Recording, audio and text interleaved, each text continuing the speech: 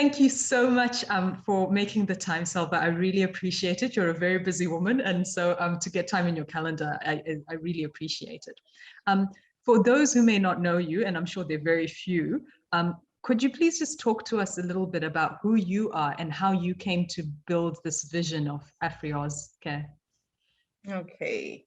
Thank you, Florence, for giving me this opportunity to discuss about Afri-Aus Care on this wonderful platform you have created for African Australians. So my name is Selba Gondoza Luka. I come from Malawi, Central Africa. Migrated to Australia in 1998 with my dear husband then, and came to Australia, but due to resettlement challenges, well, we separated. Now he's back in Malawi. So due to the resettlement challenges, without going into details, I did find a lot of psychosocial issues. So I became depressed. Well, I wish I could say things in details, but people should understand, where does this woman get this passion from? Yes. So resettlement challenges, I would say, when we come from our beautiful continent, the continent of 54 countries, Africa, coming to Australia, you feel like it's the land of milk and honey. But when we come here, it's always a shock. So back home, things were all right. I came here, couldn't find a job in the area, field I was working in. I was the cartographer working in the Department of Service in Malawi. Coming here, I was told to work as a cartographer, you need to use computers, and I was computer illiterate. So that job went through the window. So I started working as a cleaner.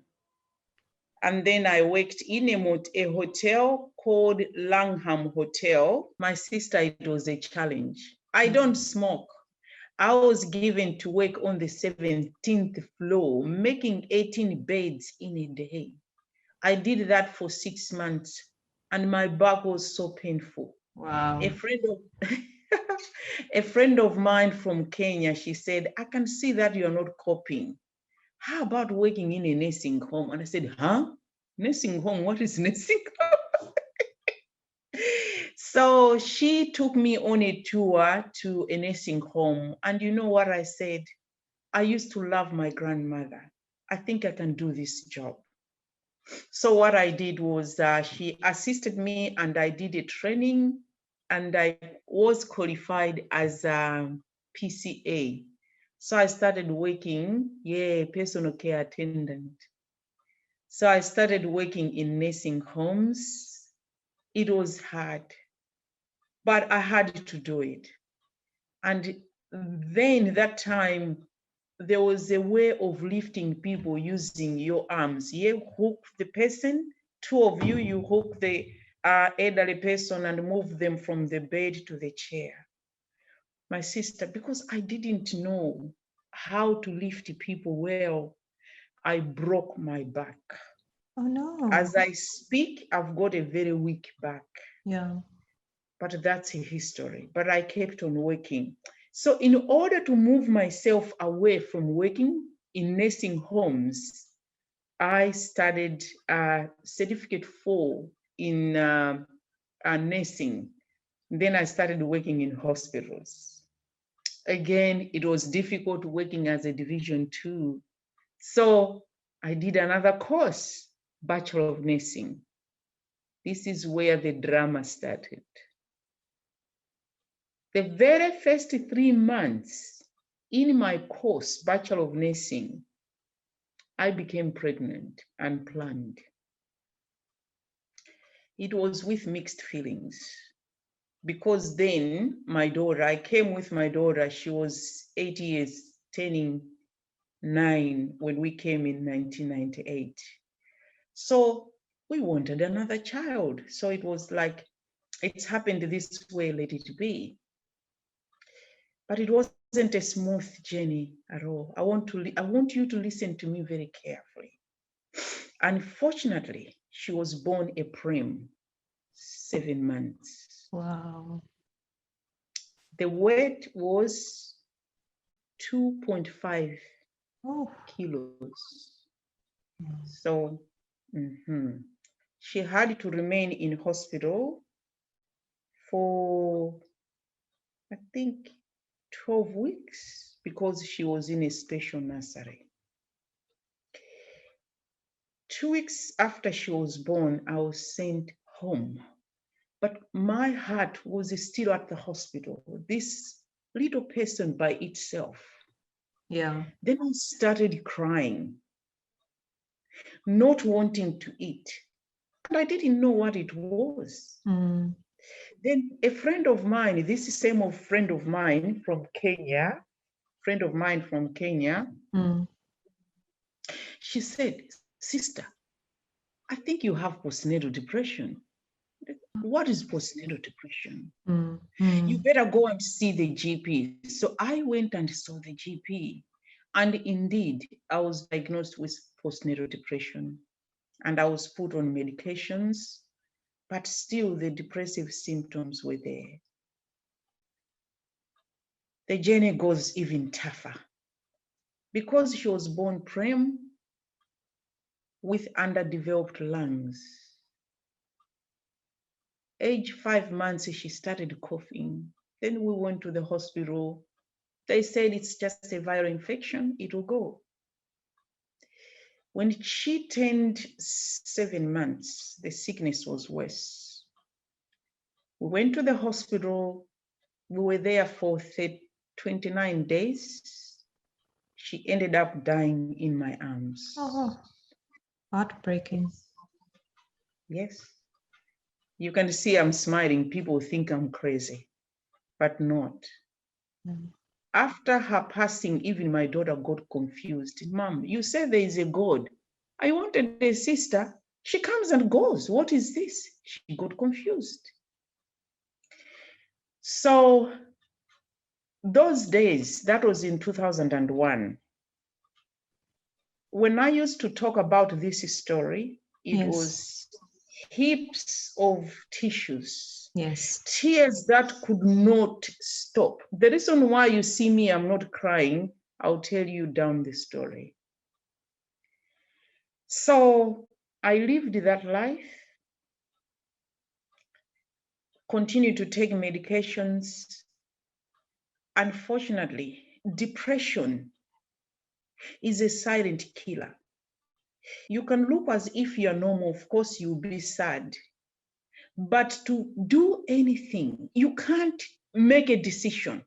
You forget things. I used to have car keys, couldn't even remember where I put the car keys. Sometimes put the stove on, you put a pot, you go to bed, and things will be burning. Wow. There were times when my daughter could come wanting to talk to me, I would just shut the door. My place was in the bedroom with curtains closed.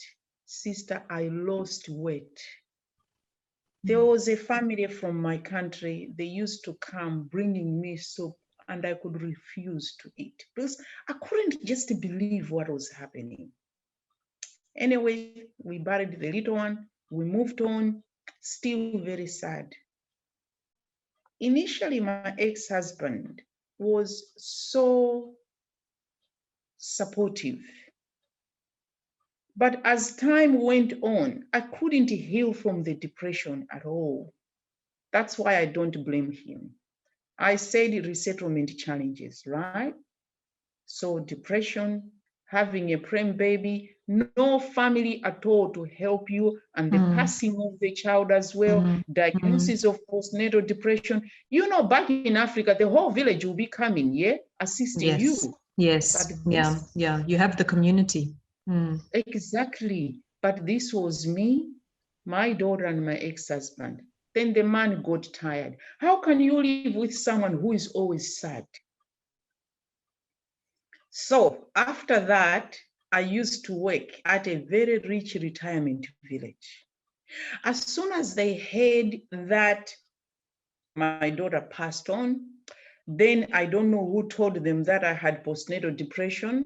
They started thinking, well, maybe she'll go in deep depression.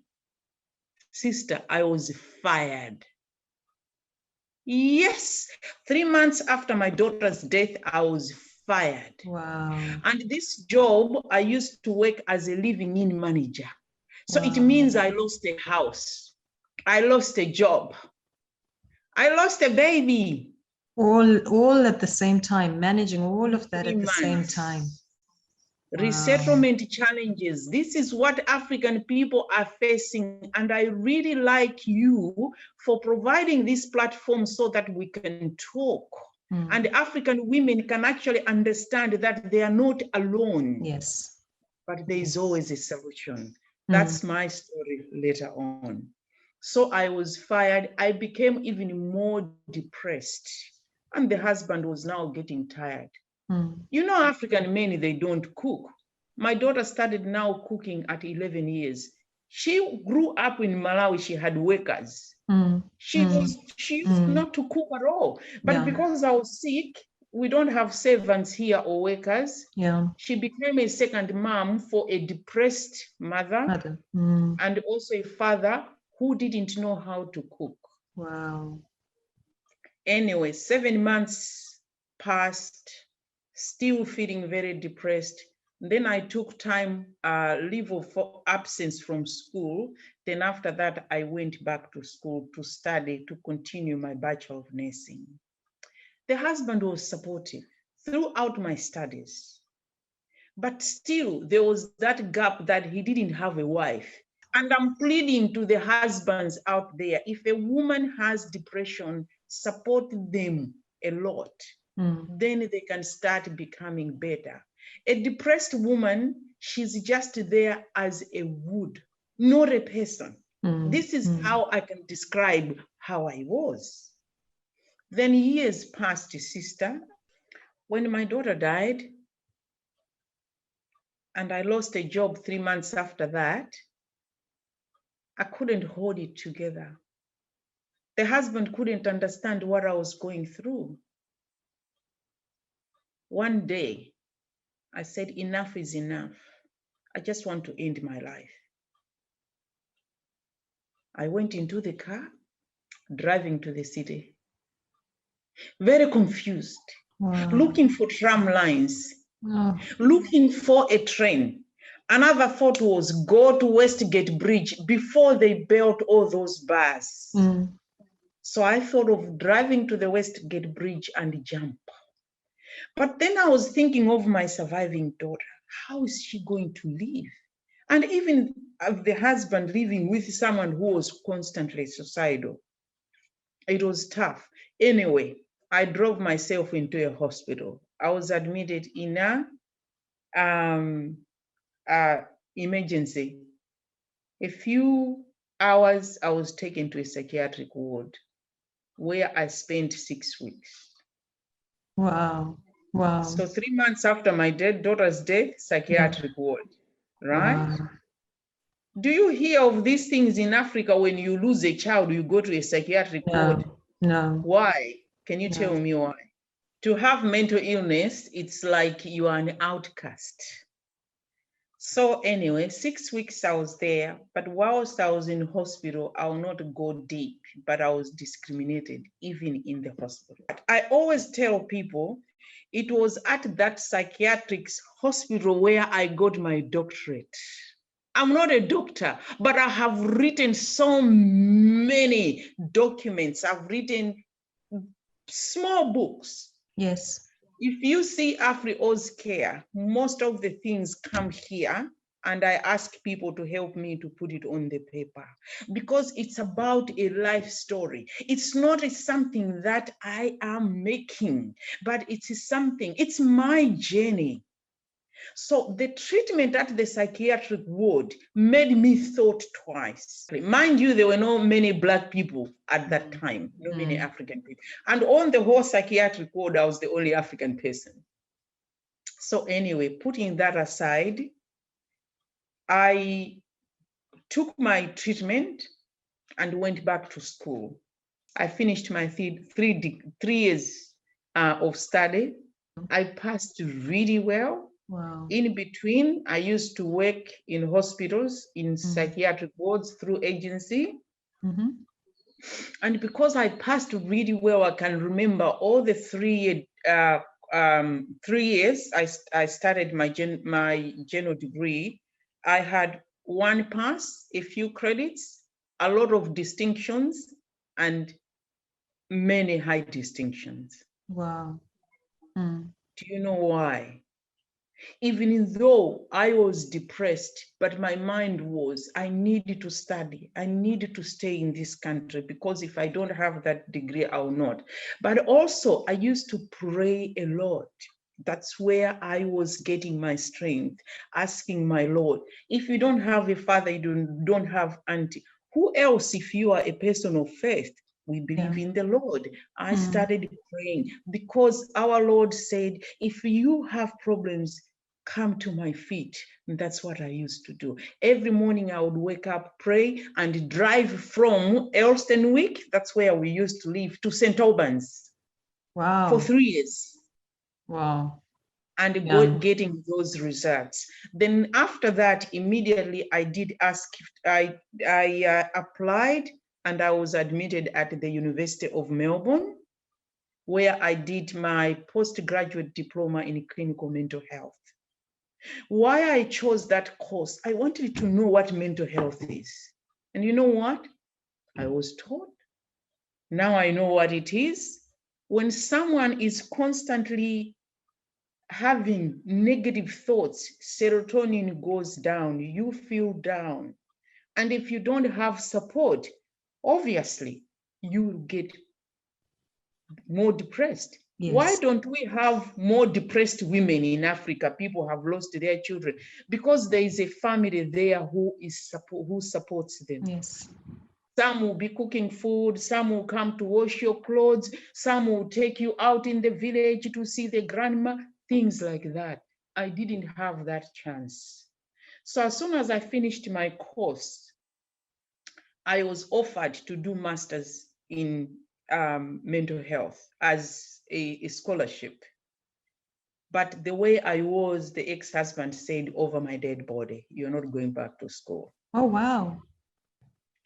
His rationale was the 4 years that I studied my nursing, actually 5, from the certificate 4 to the Bachelor of Nursing and the postgraduate, it took me 5 years to study nursing. Yeah. Yes. So he said, you know what, with your depression, it's too much for you to study. So I listened and I started working. I hope you're following my story. Yes. It's not all, but you will understand where the passion is coming from. So anyway, I started working in difficult areas. So I said, you know what? I've got a postgraduate, I can work. Then I started looking for jobs in prisons. Oh, okay. Right? But at the same time, I started working in prisons, but to get better, to have a clear mental health, I started gardening, at my backyard. I had a small garden. Yes. And then I also used to walk. The ex-husband used to walk with me, walking. Yes. Then mentally, I started feeling better. And then I stopped my medication. Through my doctor, I checked with my GP, because I had to do things in order to get better. Yes. Then I started working in prisons. I needed to have a stable mind in order to work. Then worked in prison. I worked at Dumfries Frost. It's a female prison. I worked at Port Phillip, a psychiatric ward, and also Melbourne Custodial Center in the city. When all the people come from anywhere, they will be caught at night. I'll interview them before they go to their cells, or getting the prisoners ready before they go to different courts, the county court, the Melbourne Magistrate Court. I want you to understand where I have a passion in helping young African people who are going through the justice system. But the job was so tough. Then I left, and then I started working at Royal Children's Hospital in a psychiatric ward, adolescent. I also worked at Monash Hospital at a mother, baby, adolescent, and the adult psych, all psychiatric. And I worked at the Austin, all the wards at the Austin. You place me anywhere, sister, I will just spin like a sprinter.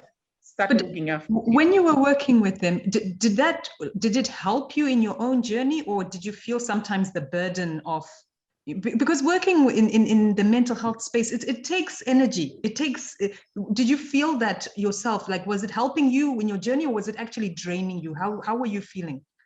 What a beautiful question. I'll tell you the experience of the patients. They always asked me, why are you so different? I feel more secure around you. You know what? Every time I went to work, I could put that person in my shoes when I was in a psychiatric ward. It's like, I wish I was treated better. Let me give this person hope. For me, it was a healing journey.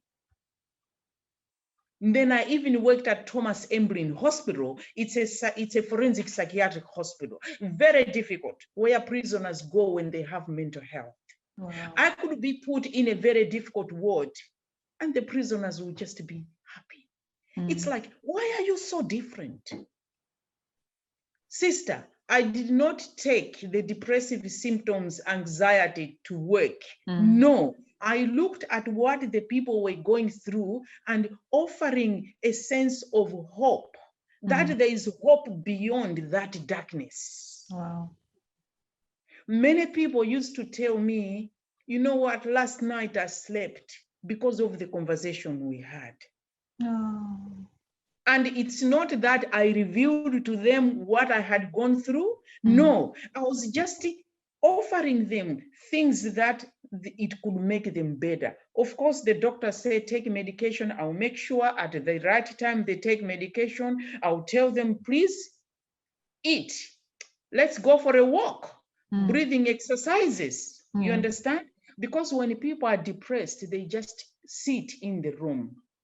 But I was offering things that we call them distraction techniques. Okay. Yeah. And to that point, a lot of people will say, I feel much better. I wish you were here all the time. So anyway, my work was like that. But during my studies, it means that I was not paying attention to my daughter. Listen to me very carefully. So a depressive woman studying, working, attention to the daughter was not there. My daughter was also grieving her own sister. Yes.